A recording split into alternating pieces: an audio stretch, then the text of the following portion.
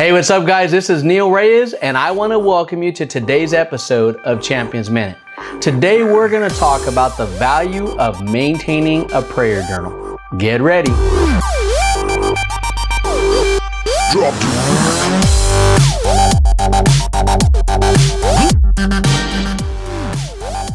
Today's topic that we're going to be speaking about is called prayer journal. Again, today's topic that we're speaking about is called prayer journal. When people ask, what is a prayer journal? Well, I'm glad you asked. Today we're going to talk about what I believe is one of the most valuable things that as a believer you can maintain. We're talking about the value of maintaining a prayer journal. And what a prayer journal is it's almost like a diary. It's a journal that you maintain that is quick and easy for you to access. And in this journal, it is somewhere where you should log every time the Lord helps you or delivers you from a situation that you've asked Him to help you or deliver you from. This is something that can be later on one of your strongest arsenals, one of your strongest weapons in your spiritual arsenal as you go through this Christian walk. In fact, I will tell you that not only is this principle so strong, but it was even practiced by King David himself. And I'll explain that in a minute. What a prayer journal is it's something that every time you have a need in your life and you go before the Lord, or every time you need deliverance in your life from a situation, or you need the Lord to show up big for you. Now, this doesn't have to be just for ginormous things. This can be even for little things. But anytime you have an answer to prayer, you should log it within your prayer journal. And the reason why you log it within your prayer journal is as believers, unfortunately, sometimes we go through times where we feel discouraged or we even feel down. I can think of years and years ago when my wife and I were living in San Antonio, Texas. Obviously, we live in San Antonio, Texas now, but this is years ago we were living in San Antonio, Texas.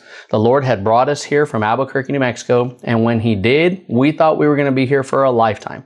It turned out that at that particular time in life, it was only for a season. And as we were living here, the Lord showed us several months after we moved that He was going to move us back to Albuquerque, New Mexico. And as He did that, we submitted ourselves to Him and we then started to believe for it. But just because He showed us that was what He wanted for our lives didn't mean it automatically happened. We had to stand in faith on a continual basis day after day. Well, I remember one day I was driving down the road, and as I was driving down the road, I just felt kind of bummed out. I just felt a little discouraged and a little disappointed and kind of bummed out. Now, praise God, I don't struggle with depression, but I felt kind of down. And as I remember the Lord asking me, He said, "Son, why are you down right now?" And I said, I don't know, Dad. I just am. And He told me, He said, "Son, whenever you are focused more on yourself than you are on me, you will always be down. Because when you are focused on me, you have nothing but rejoicing to do. But when you're focused on you or your current situations or circumstances, over time you can be pulled down because you're focused on the wrong thing." Man, when He told me that, it was a breath of fresh air, and it has stayed with me for many, many years. I will tell you that standing in faith, it was just a few short months after that my wife and I moved back to Albuquerque. We lived there for several years and had a blessed time there. We were part of a good church. We had many, many friendships that we created and started, and they're still lifelong friends to us to this day. And eventually, later on, the Lord spoke to our hearts and told us we were coming back to San Antonio. Now, some people might think, well, why'd you move back in the first place? Because He commissioned and ordered our footsteps to. But I will tell you that one of the best principles we learned during that period was the principle of maintaining or honoring a prayer journal. Now, here is why it's important. When King David, if you know the story of King David, before he actually became king, he was a shepherd boy out in the hills taking care of his father's sheep. And as he was doing that, one day while he was out in the field, God sent His prophet Samuel to him to anoint him with oil, that he was going to be the King Saul's successor and that he was going to be the new king of Israel in time. Well, as he did that, he anointed King David, and down the road after that, there was a very large battle. It was between the Philistines and the Israelites. And if you know anything about this story, this is the story of David and Goliath.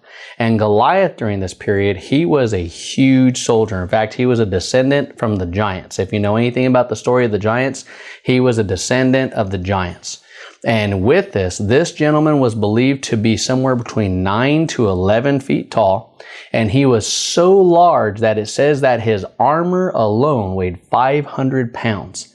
You got to be a big dude to walk around with 500 pounds of armor on you. This guy was massive. And every day he'd come out to the field and he would call out the soldiers. And he'd say, if any one of you dogs can come out and fight me, if you beat me, we'll serve you. But if I beat you, you serve us. And really who he was trying to call out, if you know the story, was he wasn't just calling out the army of Israel, and he wasn't just defying God. He was turning around and trying to call out King Saul. Now, if you know anything about King Saul was also a very tall person. King Saul was believed to be around 7 foot tall. In fact, it tells us that he was head and shoulders above everyone. But even then, he dwarfed in comparison to the size of Goliath. So every day Goliath would come out and challenge him and go back to his tent. And come back out and challenge him the next day and go back to his tent. Well, one day David was tending to his brothers, and his father had sent him to check on his brothers on the front line. As he did, he heard Goliath challenging the armies of Israel, and he was beside himself. He turned around and said that how can we let this uncircumcised Philistine dog taunt the armies of God? We serve the Most High. We will have this guy delivered to us. So he convinces King Saul to allow him to go and fight him.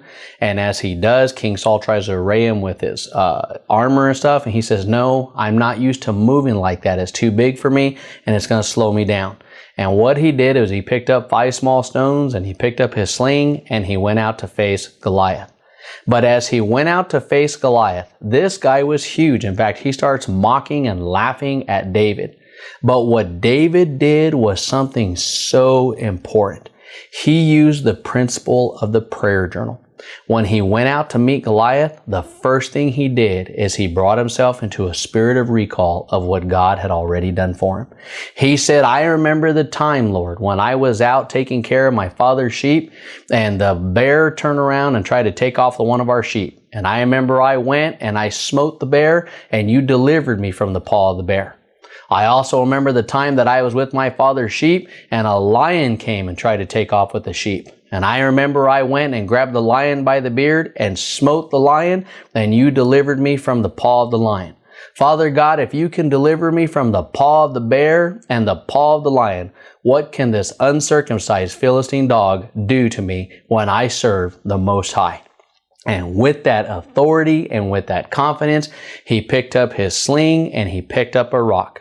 And if you notice, when Goliath came out, he had a very big helmet on with a visor that covered his face. And one of the things we learned from the word is that as he was laughing and mocking at David, David starts getting the slingshot ready, and Goliath for a split second jerked his head back laughing, and his visor went back. And when it did, David whipped that stone at him so hard that it happened to make it through the helmet visor before Goliath put his head back down, and the visor dropped, and it embedded itself in his head, and he struck Goliath dead.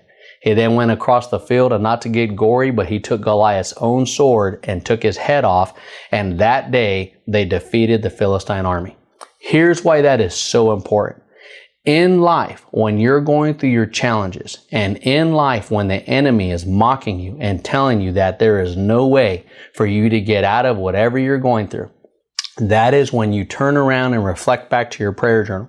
And just like David recalled the time that the Lord delivered him from the paw of the lion and the paw of the bear, you are to turn around and go into that prayer journal and say, I remember the time that I had this need and God delivered me. I remember the time that I was going through this situation and God delivered me. I remember the time that I was faced with this bill or this situation and God delivered me. And I will tell you that what you will do by holding that record in your hand, for it is written, by you having that in your hand, you're not just relying on memory, but you have it recorded and documented, and you will find that you will stir yourself up, and as some people say, you will preach yourself happy. You'll go from feeling defeated and discouraged to just within a couple lines reading it and building yourself up, because you stir yourself in the confidence of what God's already done for you, and it lets you know that not only has He done that for you, He'll do it for you again. It tells us in Romans 8:31 that if God is for us, who can be against us? When you turn around and you read that, you'll end up having the enemy going from mocking you to taking off running.